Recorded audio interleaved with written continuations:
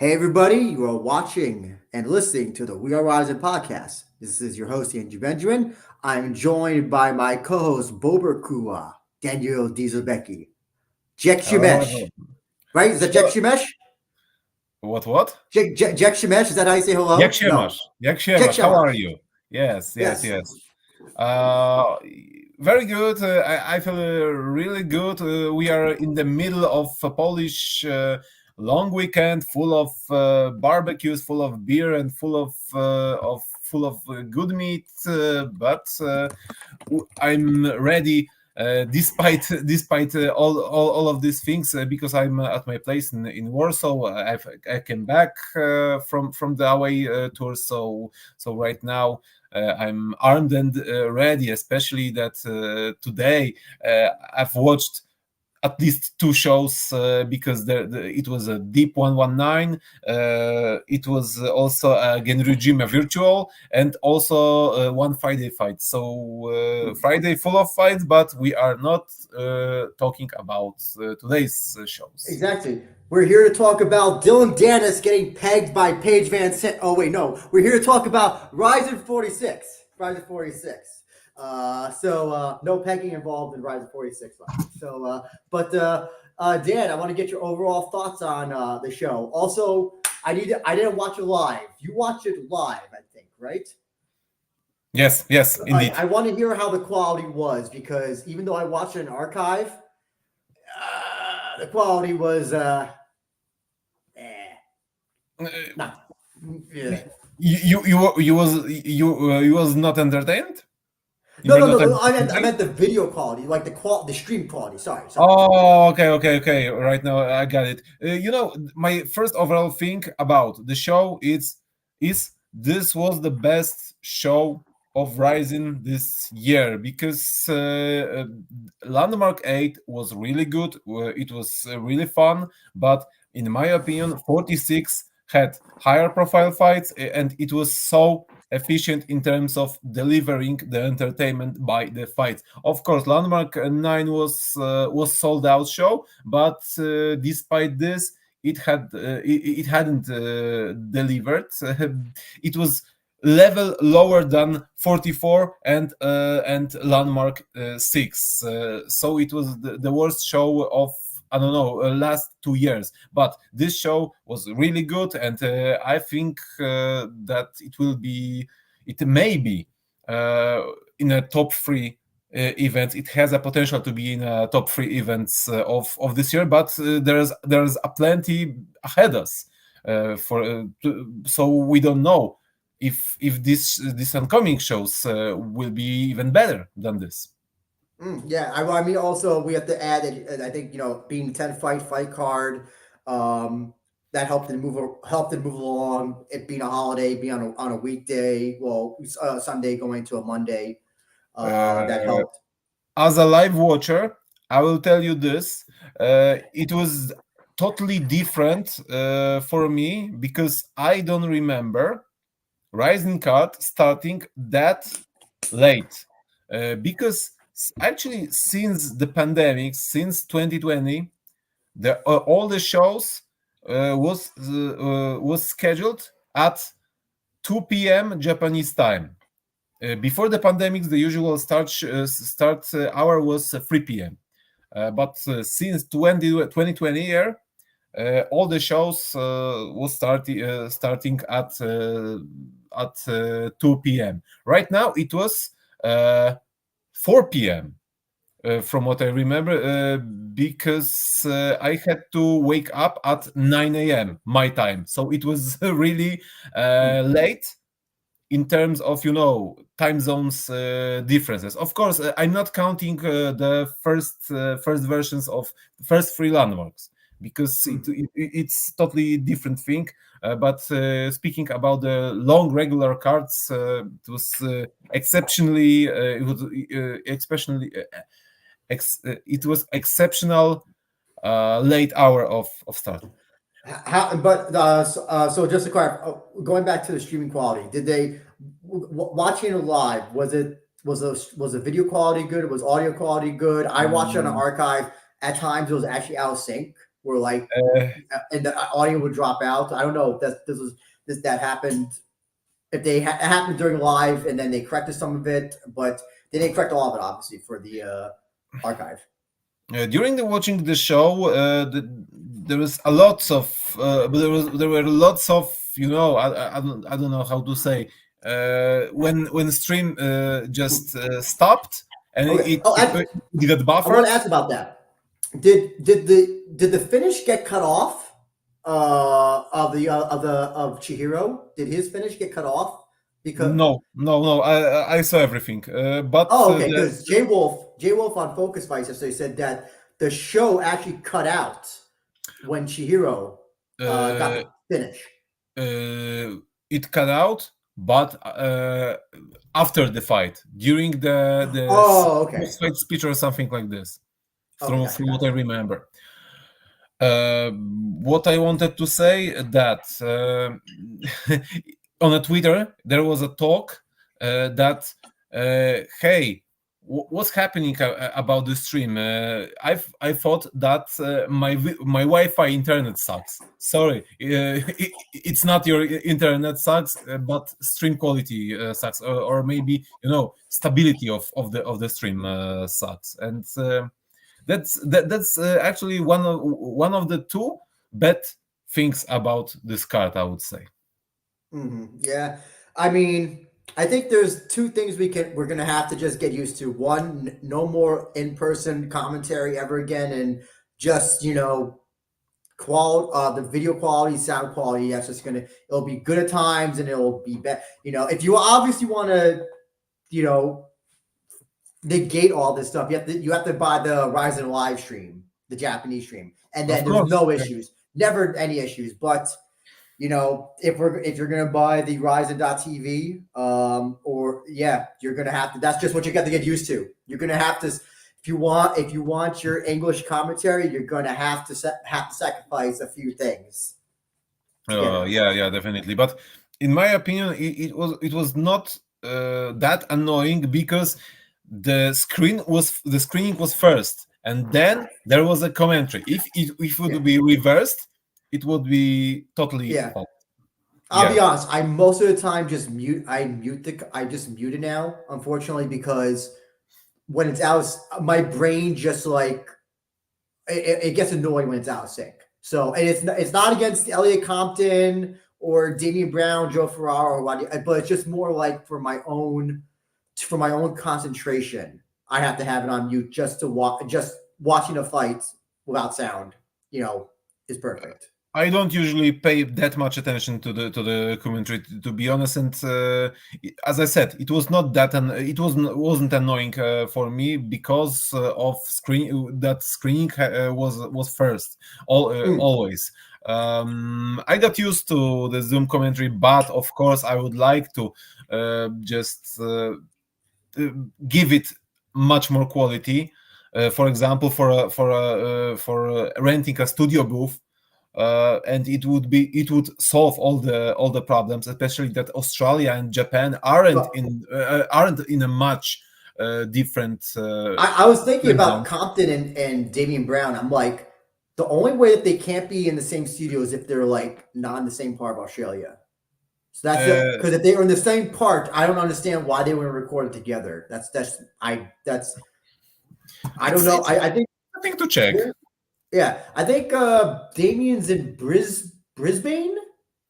I don't know where Uh, Compton's from. Damien Brown is from Brisbane, yes. And Elliot. and it's funny because like Australia, like it's kind of like New York and California, where like the one like Uh, Sydney. Ooh, where's both Compton? guys are from Brisbane. Oh bullshit! Oh, come on, they should be doing the same studio. That's not fair. They gotta be doing the same studio, man. That's come on. Yeah, Just drop. One day do it at Damien's house, the other day do it at Elliot's house. I don't know But how it yeah, works, to be honest. It's hard to get. I don't know what to yeah. say more. Well, that was a negative about. We'll talk about another negative after. But let's get. But as you said, this show was great overall. Let's talk about the main event. Suzuki retains against Kanehara. I'll say this: when Kanehara took Suzuki down, I was like, oh no, we're gonna get Clever all over again. He's just gonna submit him, but no, he didn't. No, he didn't. He got up and then he did the left hook, the right hook, which is becoming kind of like his trademark, his trademark like type of I should say finisher. He's finished all of his fights in the first round of recently, I believe. I think all 3 or 4 of his wins have been in the first round. But yeah, listen, Suzuki, man, how can you not love this guy? This guy's awesome. Of course, and he's teaching himself from his mistakes. You said something about fight with Kleber, and it was a very valuable lesson for Chihiro Suzuki because he didn't do the same thing like in the fight against Kleber. I will note though, Kanehara is not like Kleber. That Kleber when he takes he's gonna finish you till his last breath. But Kanehara kind of takes his time more. He's not hunting for the finish as much, but nonetheless, still is I'm pretty sure 10 times more better grappler than Suzuki. What was really impressive, maybe not the way that Chihiro finished the fight. The most impressive thing was in the preview show of Rizin Confessions before this fight. The interviewer said that hey, you don't have to say us your game plan. But guys, why not? I will tell you. Oh yes, but I'll just tell you it anyway because I know it's gonna work. That's what was so funny. Oh yeah, I remember that now. Yeah. I mean, yeah. Listen, the whole story was that Kanehara was saying that these young fighters aren't men anymore. That they don't they're not the same as his generation. But no, Suzuki said no. We're men just as you in that win. Yeah, and. Well, I guess I'm going to ask you this, Dan. Who is next for Suzuki? Choose your words wisely. Whoa! We know that Chihiro will fight Patricio Pitbull in a rematch, but he will fight in the United States at a Bellator show, one of the US Bellator show. So we can only guess which one it will be and when it will be. Well, he took very little damage in this fight. I think you could do one more title shot with him before, maybe after Super Rizin 3, but before that Bellator, PFL, whatever show for New Year's. And I think either in between now and then, give him either Suguru Ni, Victor Kolesnik, or those two face off, and then they face off. But I think Ni or Kolesnik are at least the two people I would have in mind to face him. Like if Nazimov, if he gets a few more wins, maybe down the line, yeah. But I would Ni being Vanquish champion, being undefeated in his on the 3 or 4 fight winning streak and finishing all of his fights as well. And Kolesnik, obviously, because of how he's done. I think those are the only two so far now that you do. Patricio, that can wait. Plus, also, he's got to defend against Aaron Pico. I know Jay Wolf's not going to like that, but I know rankings don't matter in MMA at all. So, and plus, that's a fight that I think should happen. And then, presuming Pitbull wins or doesn't get injured, you could then have those two face off in New Year's Eve. There is a way to do all that stuff, for everybody to get their way, in my opinion. Of course, but Kolesnik and Suguru Ni are very good picks for potential title shot, especially Kolesnik, who seems to be very well-rounded. I'm not sure about the title shot for Suguru Ni. Maybe one more fight against some good opposition. But we know also that Kleber is fighting Archuleta. Yeah. So I have. Yeah. Yes, No, so we will have to wait a bit more. I think that some challenger will appear. I don't know that. oh, don't forget also, Chihiro has the boxing match I against wanted to say about this. Yes, Domin, and then I think he's supposed to defend the kickboxing title. I knockout. think also, but it's not announced. So he's gonna have a busy 2024 already. So I don't think that we will have to, guess immediately the next challenger, because if he will have this boxing exhibition, if he will defend his knockout title, then some time will go, and then a lot of things can happen in the featherweight division, rising featherweight division, which is really deep and kind of stacked.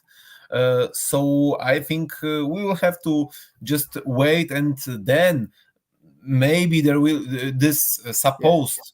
That's the one Um, thing. Yeah, I know Jay Wolf won that Pitbull match, but also yeah, we got to see how this big boxing match goes, and then the kickboxing match. So yeah, you yeah. know, those That, two. that what I wanted to say, that supposed fight against people will happen, and then maybe there will Well, be yeah, New Year's Eve I or think not. here's it. You can guarantee that will happen. It may likely to happen at the end of the year, but also he's got to get through these other things first before that. And then also Pitbull's got to. I think he's going to defend that title against Pico. I believe that's what I think Bellator, PFL, whoever the fuck wants to do. But Dan, what about poor Masanori Kanehara? Mm, I would say. Do you I put him up against a tune-up fight against Hagiwara at Rise of No, 48? no, no! Don't do this That's for what they always do, Hagiwara. though. They always get that they need to tune up somebody who they like. Listen, they usually put him up against Hagiwara. I would He's say become the resident jobber, unfortunately. um, I'm looking at the featherweight roster, and I would say that I could see him against maybe against Suguruni. This would be a good, warm up for me before potential title shot, or against Kolesnik. It would be a good test for him. But it depends what's the idea for next Kanehara's fights. I also had a theory. I don't know how much he wants to do him. He didn't say he's going to retire, but I wonder if he'll do him in a grappling, put him in a grappling match or a tag team grappling match. Kind of just like, because I don't know who you'd put him up against MMA, but I could definitely see them doing like some sort of grappling thing with him. I think. Or maybe put him against Koji Takeda. Oh, that's possible. That's possible. I mean, here the other thing is, I don't know, against. I would love to see him versus Nakamura, Daisuke Nakamura. Oh, Uh, that's good also. Really did they good. fight in Dream? I thought they fought. Did they fight in Dream? I thought. Not no no no no. Okay. Because only dream fight of Kanehara was against Kid Yamamoto. Okay, gotcha. Yeah. I mean, yeah. It's. I'm curious. Yeah, I think they're gonna put him up against a tune-up fight, though. I feel like I think they're gonna give him. They'll give him like a shoji type to beat, and then yeah, he'll still be in the he'll float around the top area, I think. But I think he's gonna get a nice easy fight for his next one, in my personal opinion. The question is what type of opponent he needs right now. I don't think that one-dimensional brawler would be right now a good and delivering first and foremost opposition for Kanehara. I would see him with some solid fighter, maybe more well-rounded than Shoji. That's a Yeah, good matter of to think. Yeah. gotcha. But yeah, great main event. Suzuki never disappoints. I would say this about one last thing about Yes. this fight. Suzuki was waiting for a good moment, and when he landed one or two one or two strong punches, and then it wasn't a matter to be technical, but he tried to to try to finish Kanehara as soon as possible by a combo of very fast strikes. And then when he had him on the ground, it was Wait, just good a point. matter Have you to. noticed how fast and how fast and how much value he puts in when he gets like ground and pound on somebody? Like with Fugard, he's just like I've never seen. Like I see guys kind of I don't hit kind of punch or use hammer fists or strikes at a certain pace, but he is so fast. Just like with the amount that he's delivering, it's I don't know who else to compare it to. Um, it's I don't even know if they're even that powerful. He's just doing so much of them that it kind of just overwhelms them. It's very like the strikes are just so they're just yeah the opponent can't do anything. Do you get what I'm saying? Mm, So like they're not like powerful strikes, but he's just oh delivering them yeah, so fast, just yes, so yes, yes, fast. yes, It's yeah, yeah. yeah. Got it. Yes, of course. I remember this kind of strikes when Gegard Mousasi finished Gary Goodrich. It was at the same show that Kanehara fought Kid Yamamoto. It was something like this. But yes, of course, it was a matter of quantity, not the power of the strikes. Mm-hmm, mm-hmm. So kind of on the striking category, I'm curious to know on the co-main event where we got to see the Achilles strike, the very rare Achilles strike. I'll say this. I'll say this wasn't as boring as I thought it would be. Wasn't exciting, but it It wasn't was as good. boring. Was good. In my opinion, it as I said this to you during our preview show. It has a chance to be at least decent, only under one condition. Ota has to neutralize all the aspects of the game of Ushiku, and it happened, and it was good, in my opinion, and it contained some unusual stuff. You know what I'm talking about, what I'm thinking about, that stomps to the calves. Yeah. It's so funny. That's like the one thing I remember that from that fight, but I don't remember anything. I do remember Ota taking him down, but really nothing else. It's like, I mean, I want to ask you, is Ushiku, do you think Ushiku is a good fighter? Or is it kind of just like he's as good as his opponents are? And if he just happens to be slightly better than them, that's how he wins. It's a matter of style. There are some fighters that are incredibly boring, but they are efficient. Are they doing? And Ushiko is one of them. I wouldn't say that he's like I don't know, top three of Rizin. Okay, but also he isn't a bomb and a jobber, or even diplomatically say a gatekeeper. He's a strong contender. He's physically strong. He's trying to develop his style, but he can't. It's yeah. It's so funny because he's so young as he's 29 and he's had way more fights than Ota, and now he's going down to another weight. It's kind of like he's kind of like from that era of Japanese fighters who were you were only good enough to beat like the Japanese fighters, but once they put him up against like international competition or like like he doesn't do well against them. It's one of the most awkward cases of a career. Yeah, you know what he kind of reminds me. Kind of reminds me of Jae-hoon Moon. Jae-hoon Moon, Yes, it's where the best fighter with minus record in the world. yeah. Well, so let me ask you this. So Ushiku, what do you think? 135. You think that's his weight class, or do you think he should go back to 145? That's a good question because but his biggest advantage is cage control or ring control, and he couldn't do this, but he fought against world class wrestler. So it may look a bit different when you will match him up against some different type of an opponent.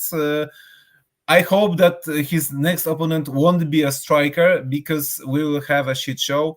But Ushiku has to have any challenge, not to control the fight from the first to the last minute, because we will die from being bored, and it won't deliver definitely. I'm trying But to. Well, that's a good I was. question. What's What do you? next? Well, let's assume that he stays at 135. Who do you think would be an ideal opponent next for him? Mm, I maybe know, Alan. Maybe that's very Alan hard Yamanita? because you say striker. I immediately think of I was gonna be like maybe you put him up against Takizawa, but then you were like, oh no, don't put him against striker, and that's Takizawa. But then I'm like, if you put him up against like Yuki Matoya, that could be a very like that could be a very 50-50 fight. I would say so, yes. Especially that Motoya is still overrating his striking skills, and he will. I've never seen a guy like who used to be so good at submissions. Now is like I don't want to submit people. I want to strike people, and like almost like looks offended when he has to submit people, like he did today on the Deep Show. You watched it, yes? Oh, I watched the entire show. Today's Yeah, deep show, yes. He almost got finished by a 5-4 guy who has only one more win than losses. yeah, Yeah, I was watching and said, "What the hell yeah.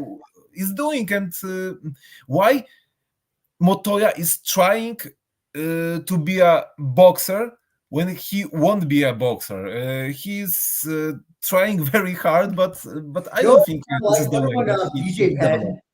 I'm trying to remember which fight it was when BJ Penn was like trying to like just be like a striker in that one fight and he got knocked out. I'm trying to remember who it was against. Remember he was doing like a weird boxing stance. That I forgot that fight, but it kind of reminded me of that. That's the only fight I could think of that that they would put Ushiku against. You know, two Yes, deep guys. You know that it would be a highish profile fight for for Rizin to put on, especially considering where Moy is. I don't think it'll be a good fight, but that's the only fight I could think of. But maybe in, maybe against Yamaniha, maybe against Imanari. oh yeah, oh listen, anybody against Imanari will be great. I'm fine with anybody against Imanari. So yeah, you could just sub in Imanari. Yamaniha, I have no idea where he's MIA. Somebody's got to go to Nagoya to find him.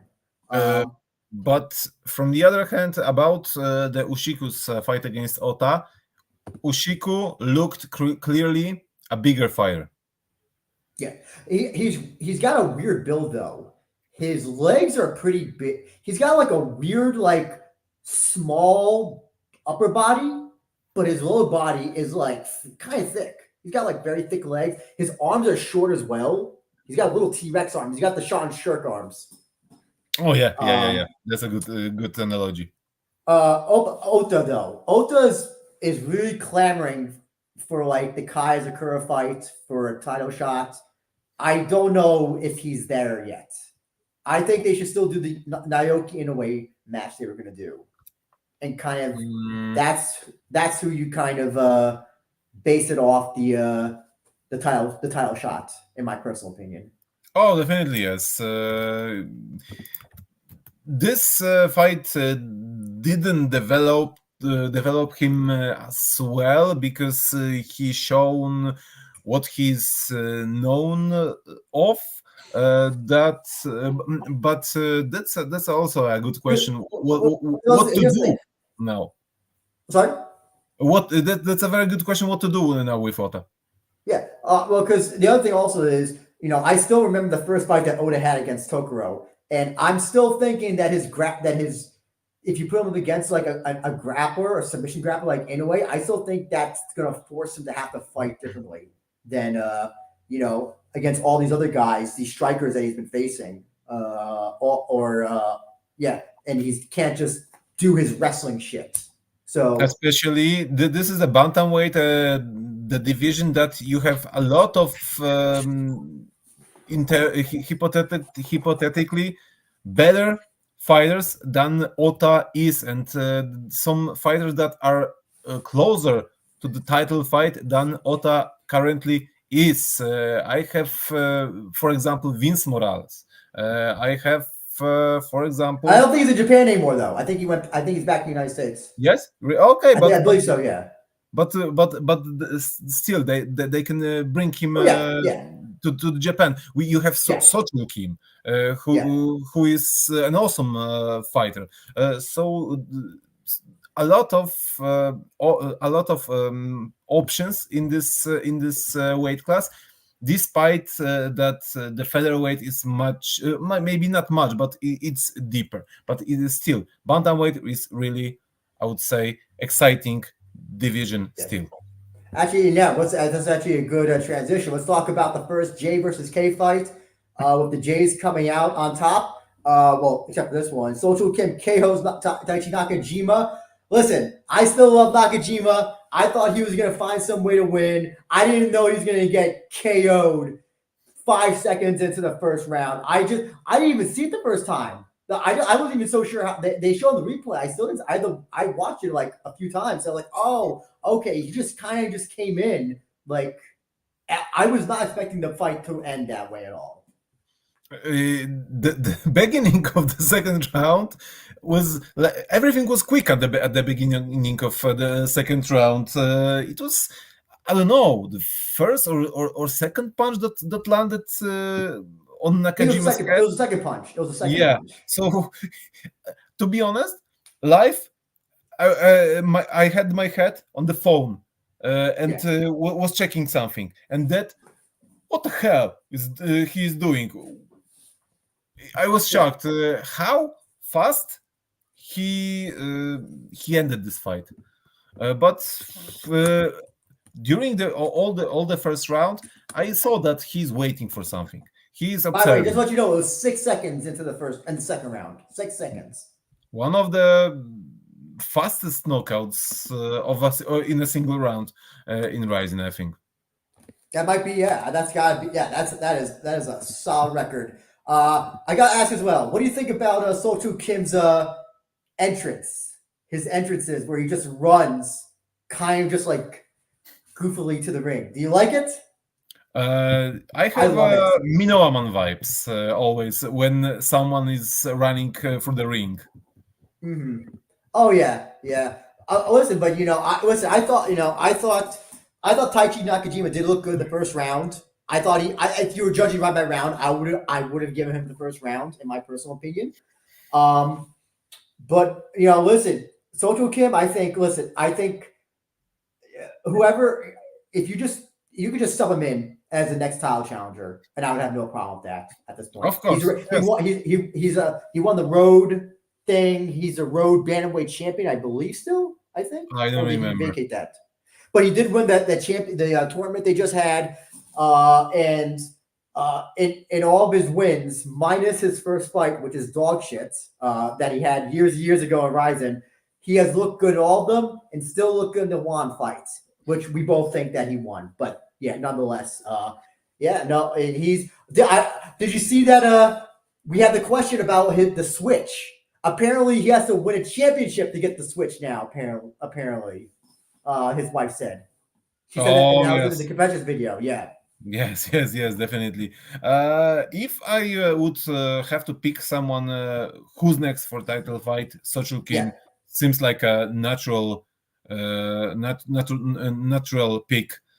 So we don't know yet what's the actual situation of Kaya Sakura because Sakakibara said that they are negotiating with the UFC and they want to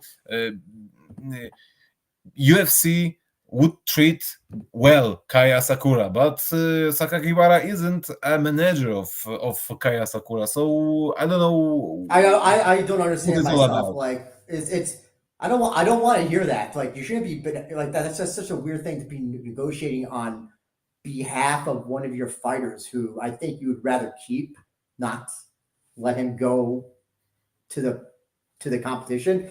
I don't know. That's kind of just me, especially because he is probably the second or third biggest star in box office guy. So yeah, listen. I hope Kai at least defends that belt at least once. Initially, I thought I would say Ji Yong Yang. Uh, Mr. Yang will have to wait for his chance again. But listen, if his last defense would be against Solcho Kim, I think that's totally fair for like New Year's Eve or whatever. I don't. Maybe Super Ryzen 3. That is some time from now, so you could maybe get that in. But if not, I hope New Year's. But actually, I want to ask as well. Taichi Nakajima, is he? Oh, This is his second fight in Ryzen. I see no problem taking him back. I think he's a great fighter. He just happened of to lose this course, time. yes. Yes, he's very he has very entertaining style, and I would of course bring him back, not to send him to the Pancras once again, but if he is a current champ of Pancras of I think he is. Let me double check. Yeah, he's the interim champion. He's the interim oh, champion. okay. Yeah. So if he is an interim, Pancras can possibly make some unification fight, but Yeah. actually it's all depending on Rising. What will they do with next Nakajima's fights in Rising? Um, for Nakajima, Kuramoto, for example. I think that's possible. I would have said, oh my God, why not Ushiku? Oh, I just realized that right now. Yeah, Ushiku. You got the former featherweight champion. Taking on the current bantam interim champion Pancras. I think that's. But it wouldn't be an exciting fight. The one thing I would worry about. It may not be an exciting fight. It the could. same as every Ushiku's fight. Yes. It always has a risk that it won't be entertaining. It won't Yeah. deliver. It will be just snooze fest. Yes. But what wasn't a snooze fest, Daniel? Makoto Shinryu and Jung Hoo Lee. Uh, this fight was great for the amount of time that it lasted. I was surprised by the leg locks. That's another thing. There was like 3 or 4 fights that had people in leg lock entries. And Mm. I was like really surprised because you rarely ever see, I should say rarely, but like I guess that many leg locks attempts in an MMA fight. Not And when it's not Imanari. yes, I wanted to say, and even Imanari wasn't on the card, and there was a lot of stuff like this card. One more thing I would like to say about the previous topic, Yep. until I will start to talk about this fight. I have an idea. If in the worst case Kai Asakura will leave Rising, will go to the UFC with a massive pay cut. He doesn't care about money, from what I know. The main event for a first Korean event of Rising, Sochul Kim and Ji Yong Yang Yeah, I for think a that'd be great. weight Yeah. I title. don't think they don't train the same gym, I don't believe, right? I don't think they do, right? Oh, I don't remember. I It's don't think MAD. I don't think they do. I'm 90. I think Kim is at the road gym. And then Hmm. I think Yang, listen, Tapology is so fucking outdated with some of these gyms, but I believe I'm 100%, if I'm correct, they don't train at the same gym as far as I know. I've never seen them in each other's corners. I don't see them interact on whatever social media, so I don't think they're at the same gym. But if I'm wrong, I'm wrong. So, but And it's hard to believe that no one from these two guys yeah, is well, training in MAD. in Yeah, Busan. yeah. Who knows? Maybe they haven't fought because there's some political shit like Izawa and Oshima. Who knows? That's maybe that could be the reason why. Um, but oh yeah, but so Okay. this fight, Shinryu back in the win column already has a next fight taking on his former sensei at what used to be Power Extra Chiba. Now it's called the Black Belt, Ogikubo. So yeah, I mean, what do you think of this fight? Really fast, really entertaining. Of course, Shinru isn't a striker, and he doesn't even try to pretend that he got into the striking like a Motoya. Hmm. He doesn't pushing hard into the striking zone. Yeah. Of Can I say course, something? I'm very sorry to interrupt. This is so funny. This guy never used to finish anybody, and now he's finishing people left oh and right. I just find that so funny. And I remember when Luke, the British guy, we had him. We were like, he was on the podcast when he got his first finish ever against Chihiro Ito, and we're like, oh yeah. oh, it's gonna probably be a one-off. And now he's just finishing every fucking person. It's just so funny that like how his career has changed. Being an MMA fighter is all about developing your style, your skills, and you can do this as this goddamn Motoya, and training with boxing champs, pushing hard. You're trying to push to pushing hard into the striking trainings, but also you can make your style similar but a bit different and more efficient, like Shinru is doing, because you could see in all of these fights, or even a little bit before that, he always trying to make a finish. And that's what I'm talking about. And from the decision merchant, he is becoming a finisher, a really entertaining fighter, despite of a bit, I would say, small striking skills. Mhm. Uh, I'm curious. I know tentatively him versus Ogikubo. Is that something you look forward to? Of course, because I'm really looking forward to, because I don't think that Shinyu previously fought with that physically strong fighter like Ogikubo. Well, it's Ogikubo fun. is also. Mhm. I was going to say the thing is that I wonder. So he's only Shinryu is only he's faced two veterans. I mean, like real true veterans in his lifetime. Wada at the beginning of his career, who he lost to, and then Kyoji, who he lost to as well. So I want I want. It's the thing is that people who can weather the storm, people like Horiguchi's and Wada's, if those are going to be his Achilles heel as a fighter, if it's people that he cannot overpower, people he can, Oyukubo's great at dictating the pace. He controls the fight the way he wants to, like he did with Dodson. And I wonder if that's going to be Shinryu's Achilles heel as a fighter. If those are the only types of people that he cannot beat because yeah, he's used to dictating the pace, but once somebody, I guess, alphas him, it messes with his game. Maybe this will make this fight even, I would say, more entertaining, because it will be some two powers clash, and both guys will try to dictate the pace, and it may,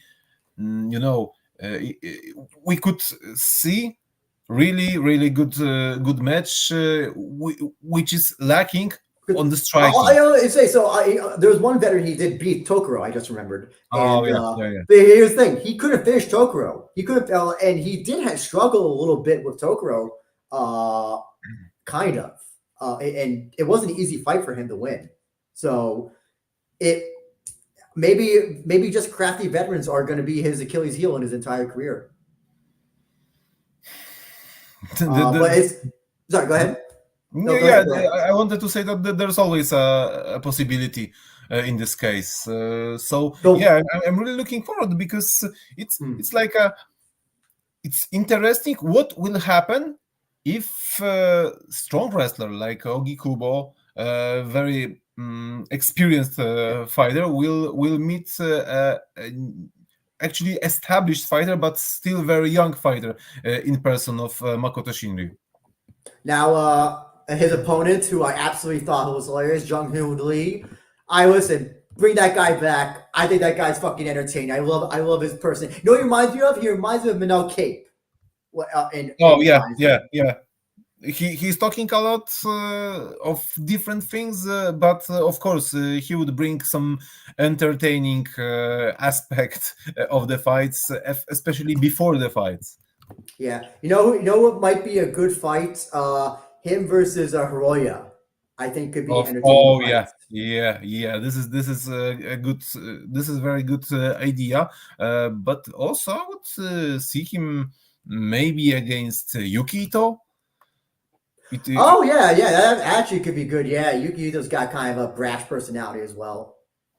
I don't think I'm not sure about Takagi Soya because Takagi Soya is a bit wrecked after his I his last I fight. also don't know what's I like Soya, but also Nakamura beat him. When you Yeah, Nakamura beats you, I kind of lose respect for you. And also, I think Soya has these weird health issues where like he'll just disappear for months because he's got the whatever that issue is with his stomach or whatever. And then yeah, so I don't know what his status is. Unfortunately, I don't know if he's even had a fight since his last oh, Rise of fight. I have one very good idea for the next fight for a Korean against Joe Arai.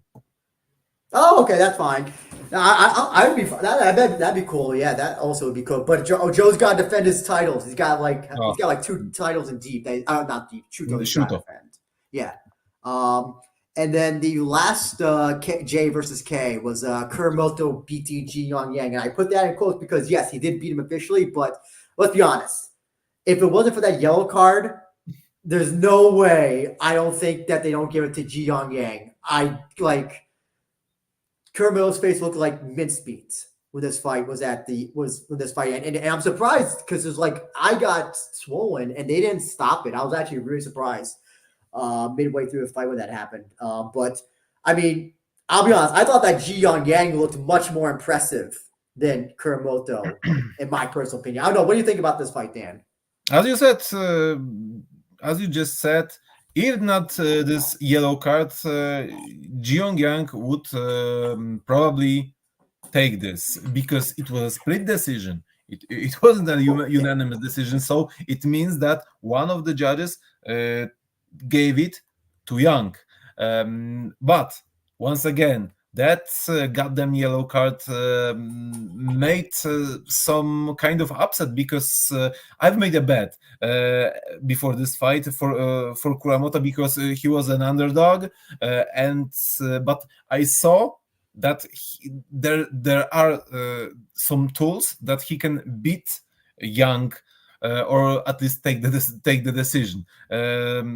This time he was lucky because of that yellow card. What was the reason? The rope grabbing?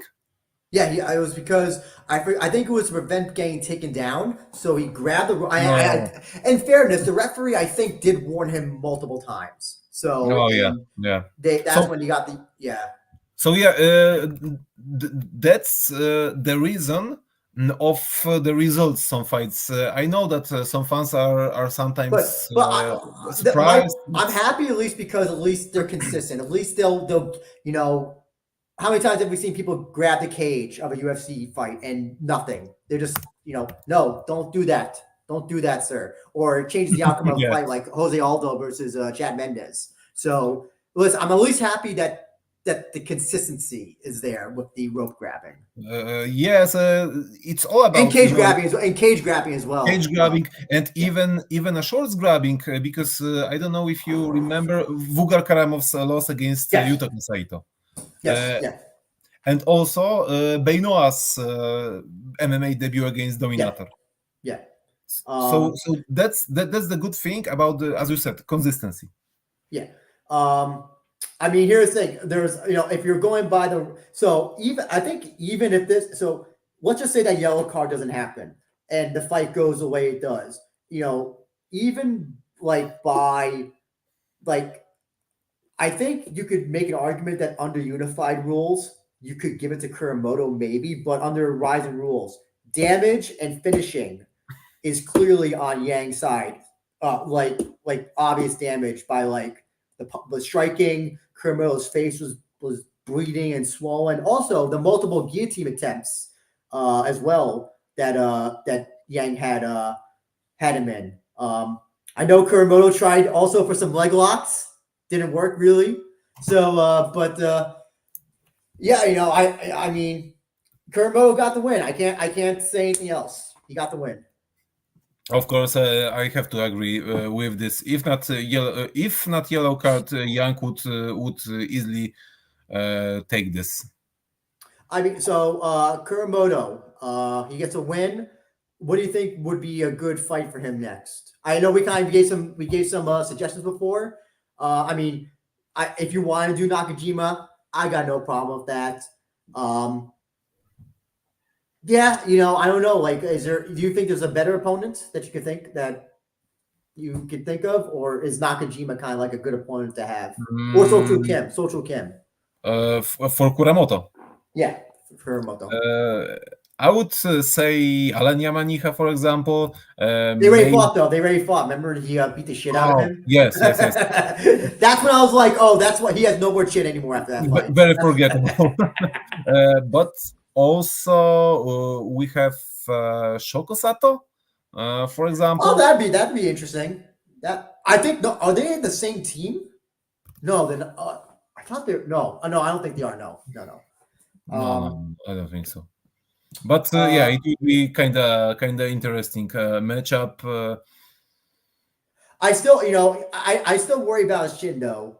I still worry about his ability. I feel like even though he didn't get knocked out during this fight, he once again took so much damage. Where I'm like, is the next fight going to be the one where he gets knocked out in 8 seconds like he did against Ota? That's what I worry about though.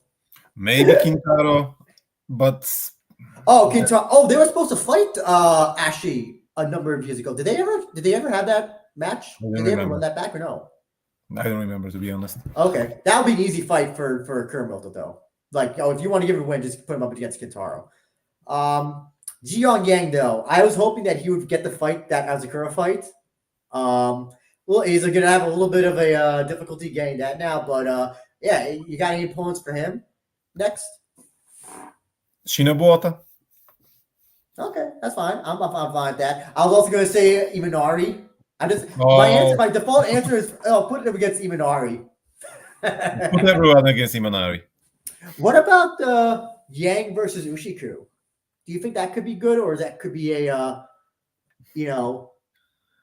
the condition is always the same. It's always going to be the same. Yes. I know. If Ushiku will have control in this fight, it will suck. And probably Ushiku will win this fight after 3 boring rounds. But who knows what Yang would do against Ushiku. I also have a theory behind.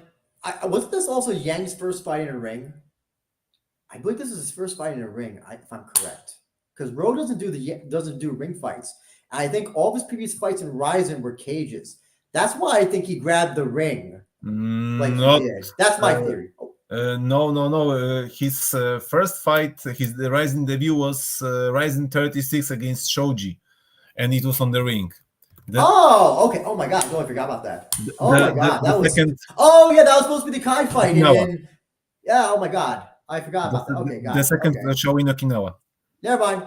Ignore what I said. So actually, I also want to ask: would you like to see Falling Star kind of?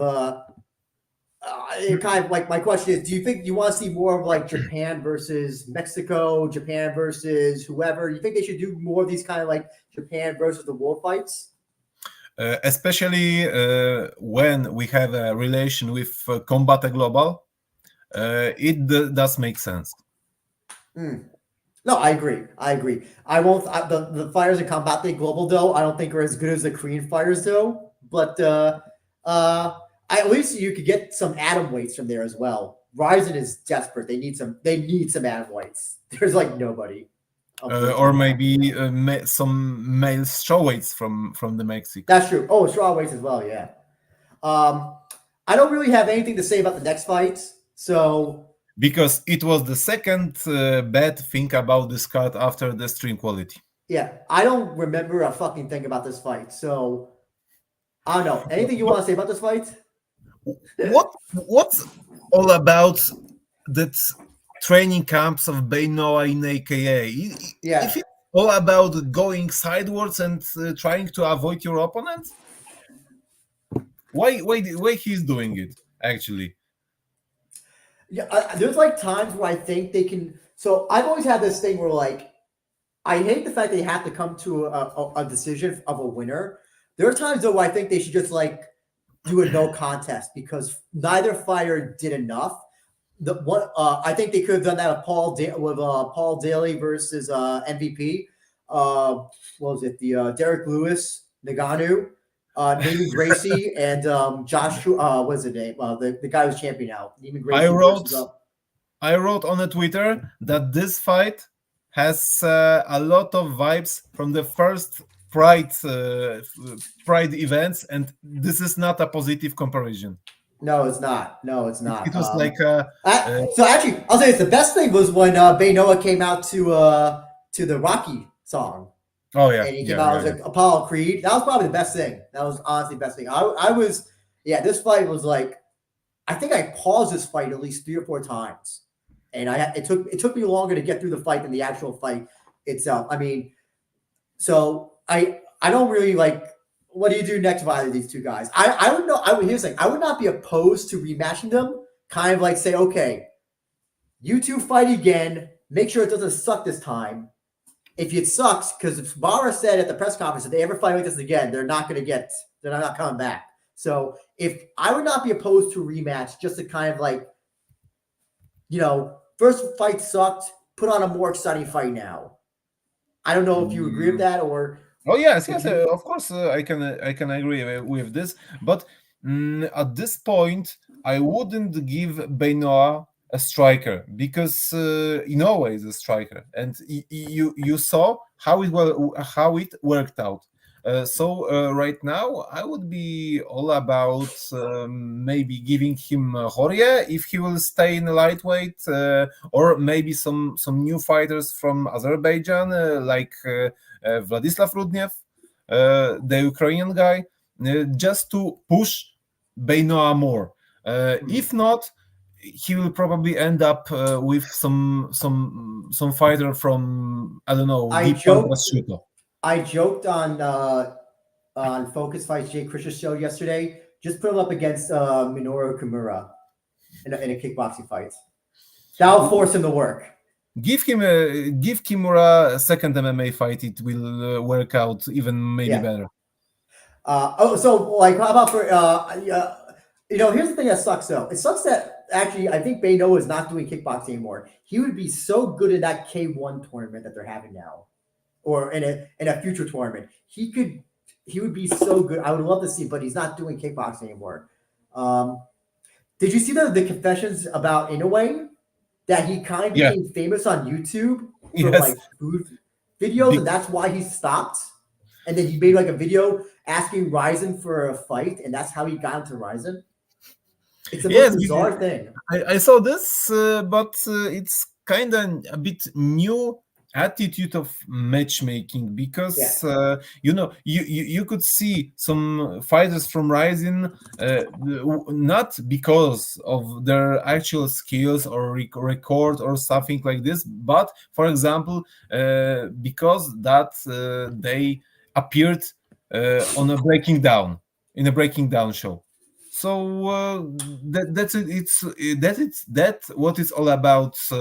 Fighting, not only fighting, but also promoting. If guys can promote themselves by different ways than fighting, that's even better for a promoter and the Mhm. fighters. Yeah. But yeah, this fight sucks. Hopefully they do well, the better in the next fight. If not, yeah, goodbye, goodbye. Go back to Okay, Shuto in a way. I don't know. Go back to Rise, Mr. Noah. I don't know. Don't go back to AKA. Don't go because they didn't no, teach you no, shit no. over there. They had you sit down while Khabib was training Islam. They did not give a fuck about you, unfortunately. But thank God this fight was great. I thought this fight was going to be the one that was going to suck, and turned out to be maybe the best fight of the night.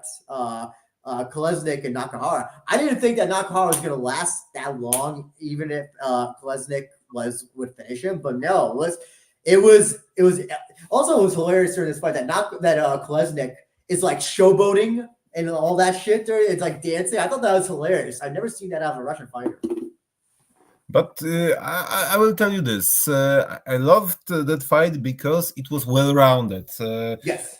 The first one who tried to turn on the wrestling mode was Nakahara, what I remember, and he also. Hey, I think he got a takedown. I think he got a takedown at least once, I believe, on Kolesnik, if I remember. But Kolesnik did it as well later. So both of the fighters tested themselves in every area. This fight was kind of fast-paced. A lot of stand-up action, the technical stand-up action. It was not a stupid brawl on the for the center of the ring, but it was battle of well-rounded, experienced fighters, because both of the guys has very good experience. Kolesnik fought in M1 challenge, for example. Right now he's residing in Tiger Muay Thai in Phuket, I believe, and Nakahara was known from one championship when he has a good where he had a good record, losing only against Gary Tonon. So hey, it was they shown what I have expected from both of the fighters. Yeah, no, I agree. No, I underestimated Nakahara going this fight. And listen, I gotta say I mean, what? So he, do you think that if they had given Nakahara the win, do you think that would have been a robbery? Because I can see a little bit of an argument where he did do more damage.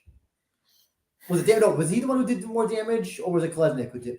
Someone did more damage, the other one did more volume, if I remember correctly. I forgot who. I wouldn't say it would be a robbery.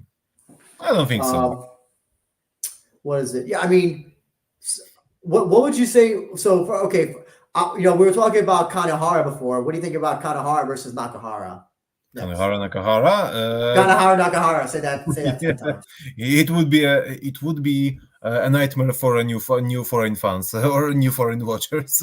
Yes, it would be. It absolutely would be. I think that could be a good fight, though. Plus, it'll be interesting to see how Nakahara goes up against another grappler legit grappler who he hasn't faced since, like you said, Gary Tonon, who was the last person to defeat him before he came back to Rizin. So Imanari. Okay, or Imanari. That's the closest you could get to Gary Tonon. So, yeah. Or if, I don't know, maybe Shinya Aoki, if Shinya is busy. Oh, yeah. But realistically, if you are speaking about grapplers, so maybe Majima, maybe I was thinking that. I was thinking Majima. Maybe Takeji Yokoyama, who is also a grappler, but more technical than Majima. There are some possibilities right now.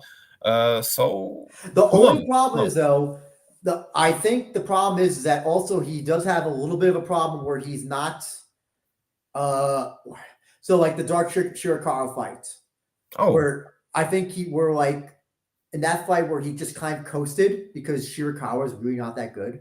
So that's the problem. That you need to have against like Juan Archuleta. He needs to have an opponent who's going to force him to fight, and then that's when you get the best out of him. I feel like he's that type of fighter. Yes. There's no way There's no way he was going to coast against Kolesnik. He had to turn it on, as they say. Yes, he needs an opponent that he won't feel comfortable against in any position. So that's why this fight worked out very good. Yeah. In the case of Kolesnik, so we are, I think we said the knee fight could be interesting. If let's just say they can't do knee versus Kolesnik, would you? And then Chihiro wins his boxing thing. Chihiro wins his kickboxing thing.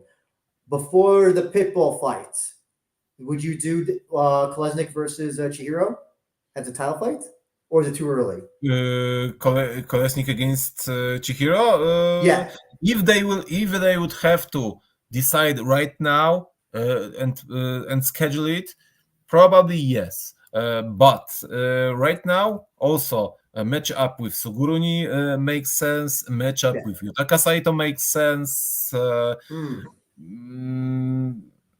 And right now, these two guys are probably the most reasonable matchups for themselves. That's fair. That's fair. But listen. I got E Crow. This fight was great. That like really, really good. I'm glad that it turned out the way it did. And Or then maybe Koji Takeda as well, but I oh don't yeah, know. Was the Takeda fight would be interesting as well. I guess you could do Nakahara versus Hagiwara. and, No, no. probably would end up the same way like the in the clash with Dark Shirakawa. So Yeah, I don't yeah. think so. But I thought listen, I thought this fight, I thought this could be kind of a competitive fight, but man, no, this was like the least competitive. This fight did not become competitive at all with Nazimov. Oh my god, destroying Yamamoto. Like I actually I felt bad for Sora in this fight. He was so outclassed. It was. I didn't know he was gonna be like that destroyed in this fight. It was really. I don't want to say it's embarrassing, but it kind of was embarrassing in a way. I can feel sorry as well about the Soros performance or maybe underperformance against Nazimov because of he's bringing a cool storyline. He's an I would say adorable type of fighter, His but striking is so good. His striking might be the best in 145. you mean about you are talking about Nazimov? Yes, Nazimov. Next to Suzuki, I think he might be the best striker in 145 in Rizin. But yeah, but I would say that Sora was going back after a long break since his last fight. Also, he couldn't appear in his hometown in Sapporo because of the fact he got injured a month ago or 1.5 months ago. And right now he is getting humiliated once again. But about Nazimov, he shown, as you said, great striking skills, very good, very well used his conditions, physical conditions, and also knew the assignment because he Yeah. shown a lot of grounded knees. There it was some soccer kick even. So yes, he's really entertaining right now, and I for future, I would say that I would see him against maybe Ryo Takagi.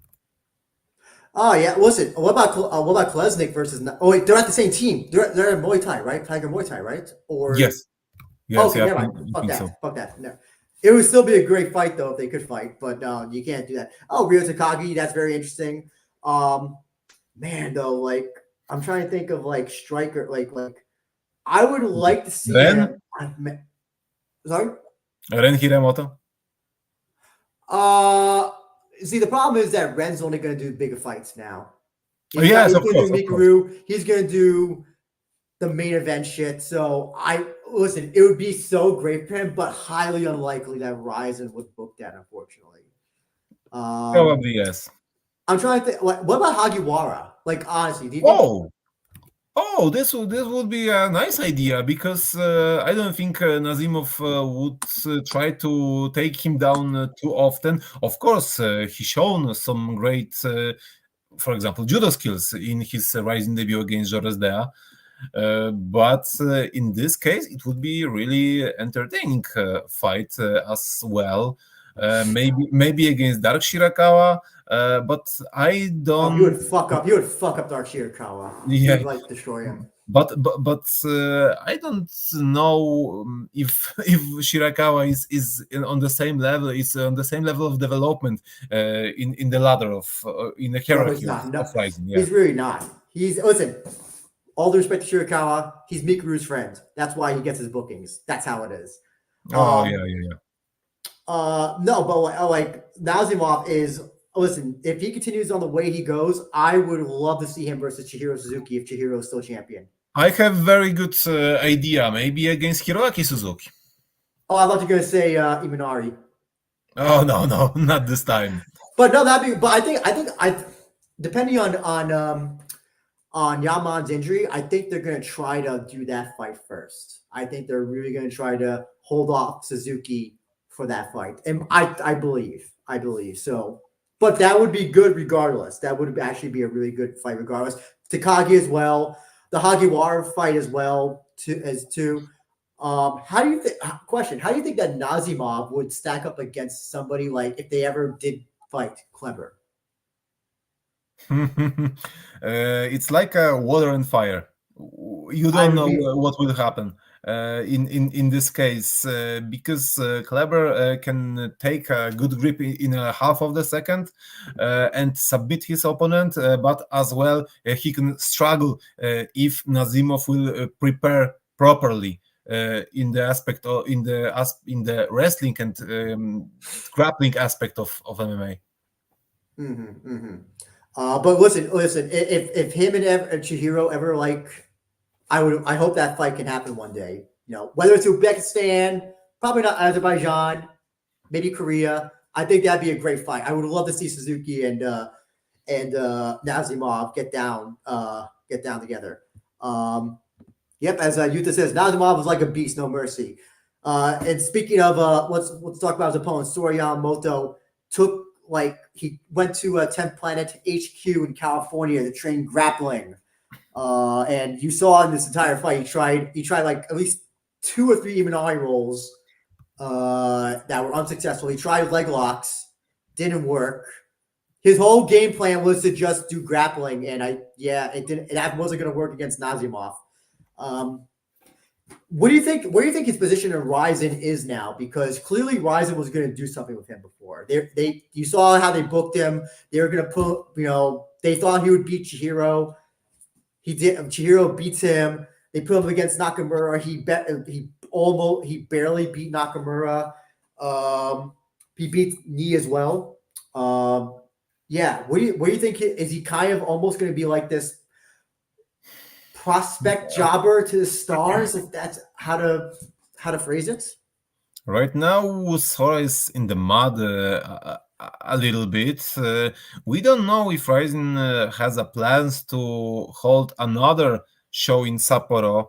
If this would happen, he would get an opponent a bit, I would say, easier challenge. Maybe a rematch with Yokoyama because their first fight took place not in Rizin, but in Nexus, and it was upset, and that's why Yokoyama actually earned the contract with Rizin. But also with Nishitani, it would be a good matchup right now for him. I think that we could aim, we should aim the lower levels of the Rizin ladder right now for Sora. Mm-hmm, mm-hmm.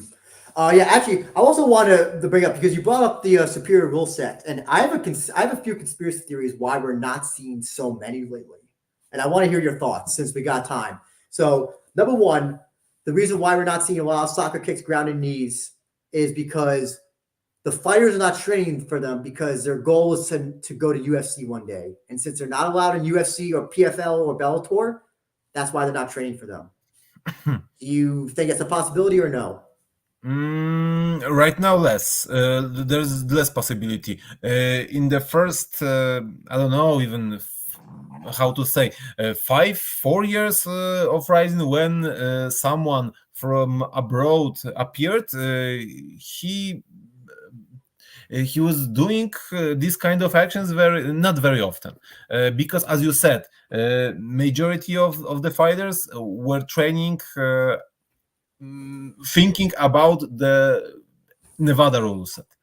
so-called unified rule set. But I think right now there are more and more fighters can change their mindset, change their habits, and they are using it. But from the other hand, there's a lot of people that are against uh, legalizing soccer kicks, stomps, and stuff like this in the Western MMA, and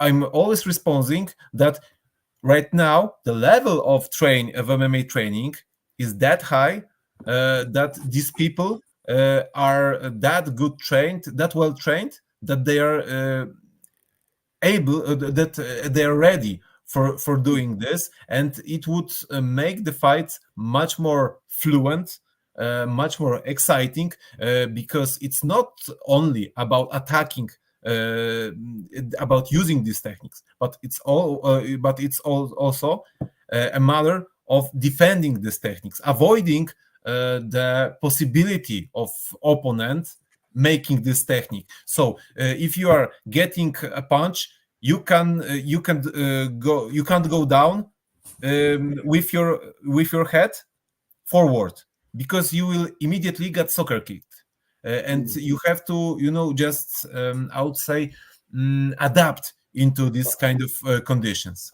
So here's something. Hamza Amir, I'm assuming by Fitch you mean John Fitch, told me it's only Eastern European Asian gyms that train soccer kicks. Is that true, Daniel? Do you know of any Polish gyms that do that? I don't know about it. Right now, the European market it's kind of too strong, and majority of fighters are thinking about earning a contract with UFC, with Cage Well, that's Warriors, why. and That's then why. That's why I UFC, believe. That's why I believe. That's why I came up with that theory because I'm like, this Dragon, can't be KSW. because I feel like we were seeing soccer kicks like a lot more probably pre-pandemic. I feel like we got so many soccer kick finishes. We got a lot more attempts at soccer kicks, a lot more attempts at stomps as well, curb stomps, whatever you want to call it. And I feel like since the pandemic, I feel like there's just, I don't know, it feels like it's a lot less. And that's just my conspiracy theory is that because these fighters want to go to UFC, so they're not going to train something and apply something that they can in UFC. So why, it's kind of like, why bother? You know, why bother? Why Uh, bother? I will tell you this. You watched a lot of Pride fights, and there were some events that this kind of techniques weren't very often. So it's and the skill set of the fighters were slightly different than today. The MMA was much more brutal than it's nowadays But also, we're because not of seeing the thing is that the different training. Yes. yeah, but Okay. also we're not seeing attempts by them. We're not seeing the because remember the Bellator versus Rizin show. All the Bellator fighters are saying, "Oh, I cannot wait to do soccer kicks to my opponent," and then the only guy who does it is AJ McKee. Yeah, and then yeah, Juan Archuleta isn't kicking or kneeing Ogi Kubo, which I was on the same show, but like he had ample time to kick him in the face while he's down. Doesn't do that, so that's just my weird conspiracy. I do have another theory as well, and I feel and this one's a little bit more. I feel like Ryzen is telling the fighters not to do them that much, and I think the reason why is because I think Rise is trying to get back. They want to get back on Fuji. And I think they don't. That's just my conspiracy theory. It's Mm, probably like incorrect, but I don't know. It's just, I don't know. I feel like I'm just seeing them a lot less. And I feel like either Ryzen's telling the fighters try not to do them, or the fighters are just not specifically training to do that. So that's why they're not doing it. mm, I don't feel at all that it has decreased much since the pandemics, uh, because as I said before, the If King Silo, if you're here, Code Mayday, do a chart on soccer kick finishes for every Horizon show, pre-pandemic, at pandemic. do one of those things if you can. Sorry, go ahead. But this was an argument in the discussion with ABC, with association Yeah, so that's association the of other thing I was boxing thinking of. So committees. I'm like, that's why That I'm like, yeah, sorry, that I'm so sorry. Go ahead, okay, go ahead. okay, that this kind of techniques aren't the typical finishers with current level of MMA training, because fighters knows how to avoid it, but it makes the fight much more fluent, because you don't have to, for example, wait for an opponent when he will stand up just to make a knee, for example. So under this rule set, you can go for with a knee on the ground, but it doesn't finish the fight at all. But it's making it much more fluent, as I said before, and much more action, less stalling, less waiting for an opponent. So, Hamza, the reason why Fuji TV would have a problem is because generally, regular terrestrial Japanese television does not like violence. A lot of the fights that used to be on the Fuji portion, or actually that era of Rizin when they were on Fuji, they used to stop fights for the slightest cuts. I recommend watching this fight with Crow Cop and Rocky Martinez.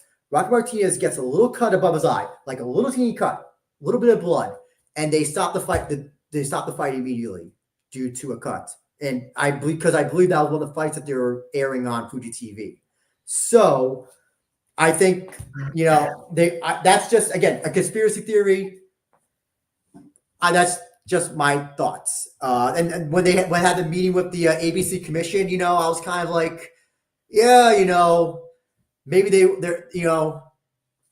maybe they're trying to change their ways. They're telling the fighters, remember Rizin fights used to have some fights didn't used to have elbows. Remember Satoshi's fights never used to have elbows because he didn't want to get elbowed while trying to slap on a triangle. So, maybe this is their way of trying to change up things. Not for the good. Falling Star says, who do you think Rizin crossover pro should be next? He wants Rise. He wants the RWS Muay Thai to stage a series fight in Rizin. Well, the problem is that there's only one guy in RWS who's really good, and that's Nadaka. And he's already so light years above every Thai guy in his weight division. I don't know if you can do that, if you can have a serious fight with him just because he's so good. He needs to go up in weight, unfortunately. I think the next crossover promotion, can be like Rizin versus whoever, Road. I think you have enough talent in Road to do Rizin versus Road. What do you think, Daniel? I would like KSW? I don't know, KSW. It seems like there might be something going on there. Yes, it's a good call because the last Polish signing, Przemysław Kowalczyk, who will take on karateka. I forgot the Mikio Ueda. Mikio Ueda, yes. Who will take on Mikio Ueda at Rizin 47. Is a KSW signed fighter, but he hasn't had his debut yet. But he is sended by KSW before the debut. Okay, I was so confused on that because you kind of explained it on Chris's show yesterday, but I was like, but he's never fought in KSW. Okay, so he's going to have a fight in KSW eventually, but he's having this fight first. Okay, gotcha. Okay, yes, firstly he will have his Rizin fight. How do you pronounce his name again? He will have. How's his pronounce name again? Paweł. What's his name? The Polish guy, Paweł. Przemysław. Holy shit! Okay, I'm gonna have to practice. Przemysław Kowalczyk.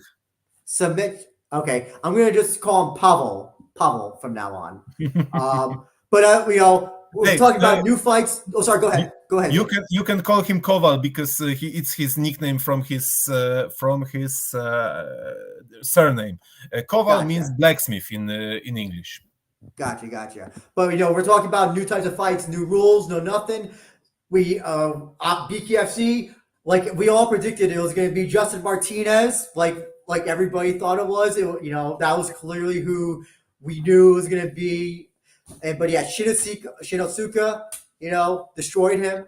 didn't even have a mark on him. I don't think. I think he came out unscathed entirely. Usually, I think they said in commentary. Usually, when there's two BKFC, or there's a BKFC fight, both fighters come out looking worse.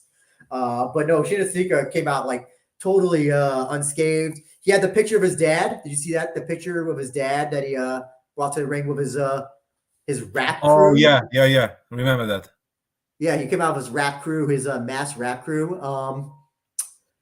Yeah, okay. Listen. This is the weird thing was the fact that they made this a mystery opponent. Well, first of all, it was a mystery opponent until like the day of, where people figured out who it was, and then on the broadcast they had his name already on like Yeah. the. So yeah, this. I don't know why it was such a mystery opponent. It was the weirdest way and weirdest person to have. I don't know. It was. In Why do you my think they did? opinion, Do you think they really couldn't find an opponent until literally the last minute? in my opinion, I have also my own theory on it, that the supposed opponent was totally different than Justin Martinez, and Yes. this option couldn't be realized, and then they have started to try to find the replacement. So they have found Martinez, but I'm really curious who it was at the first place. Oh, Uh, that's a nice idea, just to make a collaboration with ILFJ, so International Letway Federation Japan, yeah. uh, to do some Letway fights, for example. Yeah. Well, if you, I don't think Kohei Tokeshi is doing any more MMA. That's at least the one way you could bring him back in. Of course, Um, yes. so yeah, I had theories on who the opponent might be, but I think it was going to be. Do you think it was going to be a Japanese opponent? Do you think it was always going to be a foreign opponent? For who? For Shinsuke, I don't think it was always going to. I don't think it was always going to be a foreign opponent. I think they were going to bring in a Japanese guy. That's what a lot of the Mm, people on social media were saying. They were like, "Oh, it's going to probably be some Japanese boxer." but you are talking about the possible options for this fight, Yeah, yes? well, no, because there's Oh, no way that they're like Justin Martinez. That's yeah. the guy No, who no, we're no. going with. I think nobody would guess before the event that is Justin Martinez. At the second option, I think that they did not try to find an option in Japan. It was BKFC damned fight, and they have tried to do it in a collaboration with BKFC. Can we It's my also opinion. talk how shitty it was on Knuckle Mania? Not one mention of this. There was not one mention of the. That's why I was like, that's why it's not going to be a BKFC guy, because they're not mentioning on the show. That's what I mean. Like, I'm not going to say I'm wrong in thinking that, because this. I mean, they mentioned Connor obviously, and then not one mention of this. I thought they were going to reveal who it was on the show. That's why I thought the initial X was going to what that they were going to do, but no. Like, listen, if you tune into the Knuckle Mania, you wouldn't have even known the Rizin show was happening at all. That's a very weird way to collaborate, right? That's not how you collaborate, in my opinion. I don't think so too, but I'm really curious what this cooperation will bring for us in the next months, because I have a feeling it wasn't the last time that we can see the Bernacle boxing fights in Rising. So you okay? What future you want? Do you want to see future BK? So I know you talked about this on Jay Chris show, but if how would you like to see BKFC? Would you like to see it be a regular? I know Jay Wolf said have it in addition to the kickboxing fights. Which nope, I'm sorry, I can't do 15 fight cards anymore. Do you do it, or do you do a replace of the fights of the kickboxing fights, or do you have it for like numbered shows like Super Rise or New Year's Eve shows? That's a good question about it, but it's overall, it's a really nice addition to the cards, really nice additional attractions. At least this fight was. They should do a. Oh, That's what they should BYB. call it. Down to 5,000 organization. I made a commentary for it. That's who Taka Kenji's next opponent should be. Down to 5,000. Oh, it was good, really, really good show.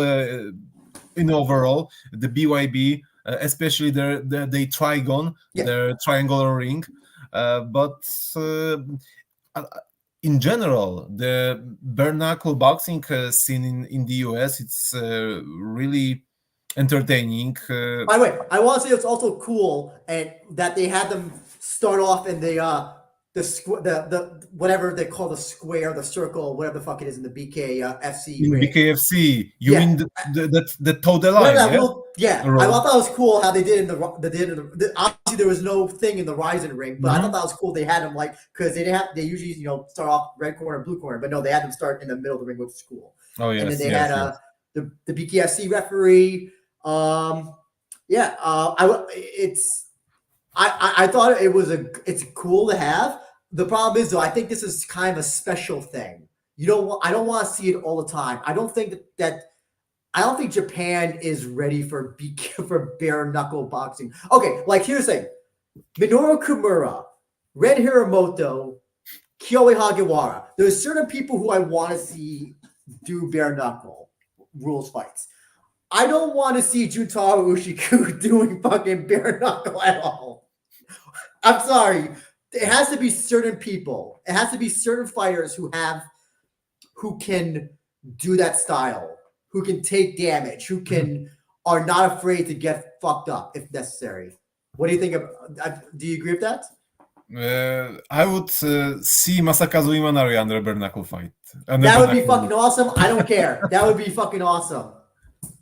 But to be more serious, it's like a very good idea. It's like a very good addition, as you said, for special shows, and not too often, maybe not every show, but one at one show in a free in a free shows. It would be kind of good. For example, at Super Rising, maybe it will work out as a special attraction. Maybe some special attraction for New Year's Eve. Maybe some bigger show in Saitama. There's no audience. There's no audience. This is as far as I know. Remember, there was Gomi had that one show that bare knuckle show, like a few years ago. I don't remember. It was on Unext. I've never been able to find footage of it, but it was I think Shrek was on the show, and then I think that's the only time I can remember ever there being bare knuckle stuff. And so yeah, that's the problem, is that there's really no audience. Like they don't BKFC has no. I don't think it's known in Japan, at least like. Oh. Gomi would be a nice addition. Gomi, yeah. Listen, any breaking down of the fuckers as well probably would be okay with it. Falling Star does have a good question. He says, should Rizin have BKFC stage a Rizin fighter in BKFC if this crossover is going to go bigger? Yeah, of course. That's why I was like, they didn't fucking mention it all during the Knuckle Mania show. So what the fuck? Exactly. And Hamza even says, I was there in the Peacock Arena and they didn't mention it. He also says, how about Kyokushin with head strikes allowed? I don't know. So it's called. If they would try to do this, they would do the Letway fights. I don't think there's a need for such combinations. So Moby Dick Judge Holden, who we haven't seen in a while, glad that you're back. Could Shinosuke beat Dodson? Not at this point. Dodson's gonna walk right through him in bare knuckle, in my opinion. Shinosuke looked good, but let's do all due respect, the guy was 0-4. There's no way to like. Yeah, the guy who he fought served the military, has a wedding next week. He's gonna look all fucked up now because of the fight. Unfortunately, no, this guy was. This was Sudario versus the pro wrestler in his Yeah. debut. But So actually, actually, yeah, about sending fighters from Rising to BKFC, it makes yeah, sense because BKFC and the BK boxing as a general, yeah, it's not only for boxers. It attracts kickboxers, it attracts MMA fighters, and these guys who are not boxers, who does not have a boxing pedigree, are really good in this shit. yeah. Well, that's why I would have to say, listen, if you want to do heavyweight, listen, Ueda could be a great guy. In bare knuckle, I would love to see how a karate guy does in bare knuckle. Yeah, yeah. That's why it's got to be certain people. It's got to be certain people who are going to adapt that style. Actually, I want to ask as well, Justin Martinez. He said he would like to come back to Rizin. He would like to face Shinosuke again with a full camp. What do you But think? but maybe under MMA rules at this time. Well, here's the thing. Shinosuke is becoming kind of like their guinea pig. Oh, he's the first open glove fighter. Now he's the first BKFC fighter. Maybe they could do a MMA bare knuckle fight between the Oh, two. maybe a collaboration with Gamebred FC. Well, listen. I wonder if Risen's going to do that one day. Just bare knuckle MMA. So Why not bare Vancouver? knuckle kickboxing? Just bare knuckle kickboxing as well. While we're at it, bare knuckle virtual fighter. That's what Ryzen will do next. They had some guys from BYB guys from an Argentinian fight at their show. Okay. Falling Star says Ryzen will invest into BKFC fights to get Connor have a front row seat. I think Ryzen will put money. Well, here's the thing. Hopefully, Yes. Ryzen won't have to put money into that. Hopefully, they can get Connor to come to Ryzen, and then all the dumb piece of shit aggregators will write, for their clickbait. Connor appears in Japan MMA promotion, which is how it'll all be written. They won't even mention Ryzen, unfortunately, because that's how they write this shit, unfortunately. Hey, listen, maybe he'll be in Ren's corner. He could be in Ren's corner for his fight against Mikuru. That's the best publicity that Ryzen could get. No Floyd Mayweather, who's in jail in Dubai possibly right now, and Pacquiao shit, who may be going to one, who knows? But no, getting McGregor in it's like when Khabib was in what's his name? Who's the guy who faced Takeda at the Bellator? They kept showing Khabib on the fucking camera. Whatever that guy Ramadov. Rabadanov? Yes, Rabadanov. Yeah, they kept showing Khabib on the camera. But I think we're okay. I think it would bring much more attention, as you wrote yesterday in the podcast of Jay Krish and the Jay Wolf. It would bring much more attention than next fight of Mayweather and Pacquiao. How about How about Reina in bare knuckle against Paige Van Zandt? Oh well. No, I think can Reina use a pegging device to make up for the weight disadvantage? No? That's a crazy thing when I will think about it, but who knows? But of course, I don't think that Rizin should even put the money for the McGregor's involvement. I think they could make a loan one of their most popular fighters from BKFC, and it would bring Conor McGregor on the front row of VIPs, or maybe as a cornerman. I don't know. Yeah.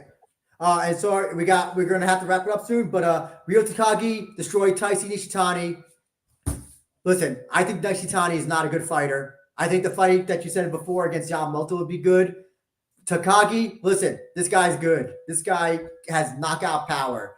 Also loved how he said at the end, time for you to go back to the B leagues, kid, or whatever. Go back to deep or whatever he said. Yeah. Takagi's great, man. This guy is a dangerous motherfucker. What are your thoughts? Yes. Just give him a proper opponent, and his fights will always will deliver. Recent Gambier Gio contestants like Panchan, Koei, Minuro seem like prank. Why are you not putting in Ibata's name in there, good sir? Ibata won his fight clean and fairly, kind of ish. Yeah. So, Daniel. Before we go though, I wanted to ask as well. Fight of the night and 2 performances of the night for you, good sir. Give me a Take your time. give me a In the moment. meantime, Performance fight of the night. In my opinion, it would be most probably I would pick Nakahara against Kolesnik, and about 2 performances, Nazimov and our hero Shinobu Ota.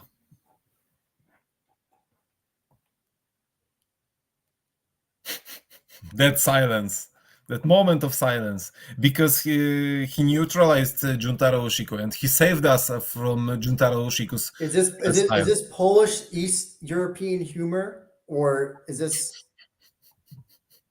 I can't tell. This I is really can't tell. This is a proof of not appreciating Juntaro Ushiko's style. Okay, so I will say that fight night definitely goes to Nakahara and Kolesnik. See, if I said Noah versus Inoue, you know I would be joking, but I can't tell with you. I honestly can't tell. I'm scared. But yeah, I'll give the performance to Chihiro, and I'll give it to Nazimov as well, because yeah, they just Chihiro, whenever he's always going to finish. Nazimov always going to finish. Is always going to try and finish as well.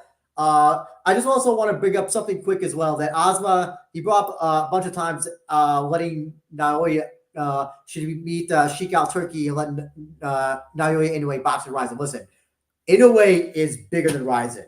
If Inoue wants to box in Rizin, he will call Barra himself and say, "Hey, Barra, can I box in Rizin?"